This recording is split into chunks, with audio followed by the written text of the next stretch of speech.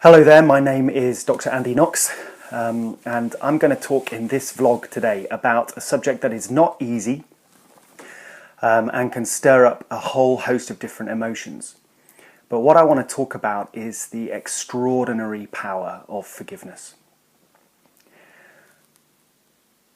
There are many times people come and see me as a GP with physical pain, with mental health problems. And when we try and explore and uncover what the reasons are behind the things that those people are experiencing, we don't always find a particularly easy answer. I remember maybe 4 or 5 years ago, this guy came to see me with the most horrendous back pain. And I examined him very thoroughly and couldn't really find a reason for the severity of his pain. I couldn't really find anything that would explain the kind of shooting pains that he was getting. So I sent him for an MRI scan, and that was completely normal. So we tried him on a host of different stretches. We tried him with physio, we tried him with deep tissue massage, we tried him with various different painkillers, getting right up to some extremely strong stuff. And nothing really touched the pain or made any difference at all. And he was getting very fed up, and I was feeling inadequate, to be honest. So I went back over the story with him and I said to him, listen, can you remember when this pain started? If you had to try and understand what the root was to this pain, because sometimes physical pain is a manifestation of deeper emotional pain that we might be feeling.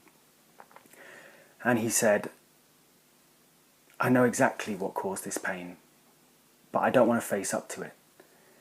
I said, well, so would you rather live with the pain? And he said, no.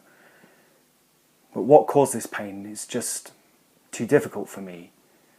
And he went on to tell me about how his wife had had an affair, and it had absolutely crushed and broken his world, and he'd lost everything. And he'd felt so angry and so bitter and so resentful. He knew that was the very point at which the pain started. So I said to him, well,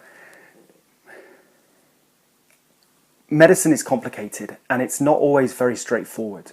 And sometimes there's a spiritual aspect to health that can explain some of the physical stuff that we go through.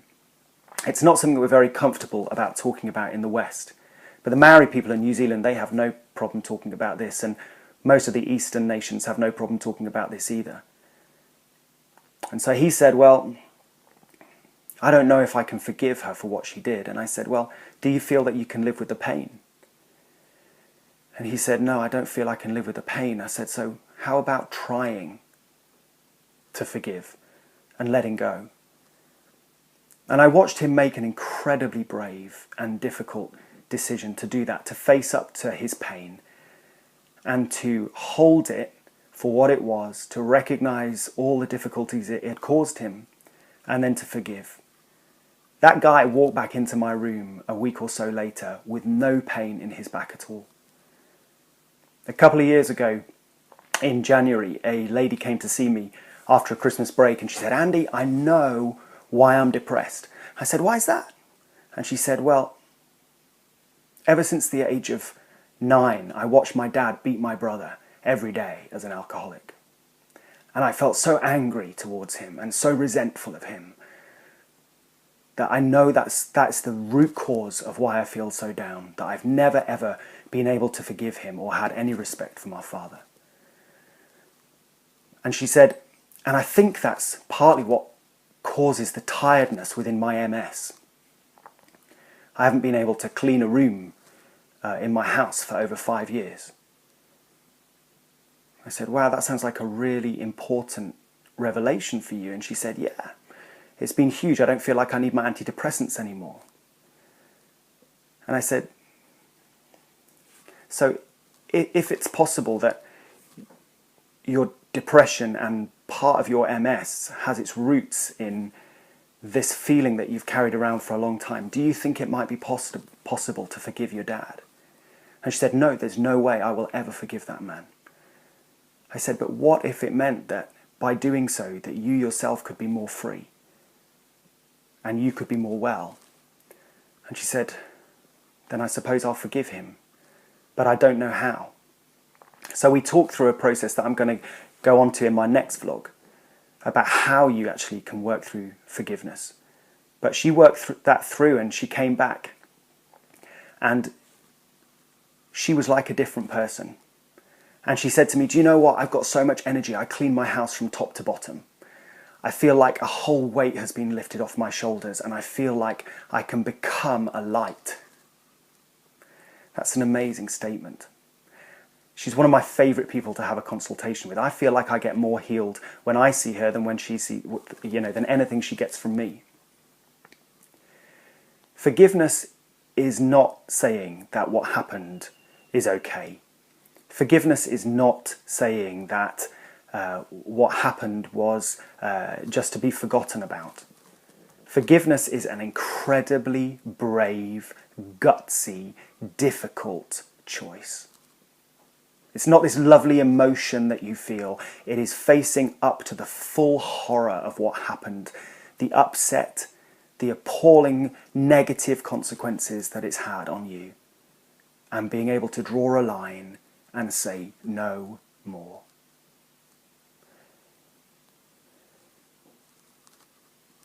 The consequence of not forgiving can sometimes be more severe. That bitterness, that resentment which twists inside of us might be the root to some of the physical pain that you carry or some of the mental illness that you have. What if, by forgiving, that you could be more free, that you could be more well, and that actually in doing so you might set that other person free also? One of the things our society needs more than anything is forgiveness. And look at its power. Look at the amazing work of the Prime Minister in Canada, Justin Trudeau, as he's working through age-old generational hurt. Look at the incredible healing that has taken place in Rwanda. Look at Mothers Against Violence in Leeds and Manchester. When we consider the kind of conflicts we still see in Israel and Palestine, in Syria, in Iraq, in Libya, what hope do we have without forgiveness? Without the ability to face up to these appalling atrocities, the things that we have done to one another, unless we're willing to draw a line, say no more, forgive, and find a different kind of future. Forgiveness is possible because of this amazing thing called grace. Grace doesn't demand retribution. It faces the fact that no punishment is going to make right the wrong that was caused. Forgiveness sets us and others free. And I would invite you to explore whether there is unforgiveness, resentment and bitterness that you carry that might be a root to some of the illness you have. Wouldn't it be great if we were more well? I believe part of that is being able to be people who forgive. In doing so, we set ourselves and other people free. It's really hard, and in my next vlog, I'm going to talk about how we go about forgiving.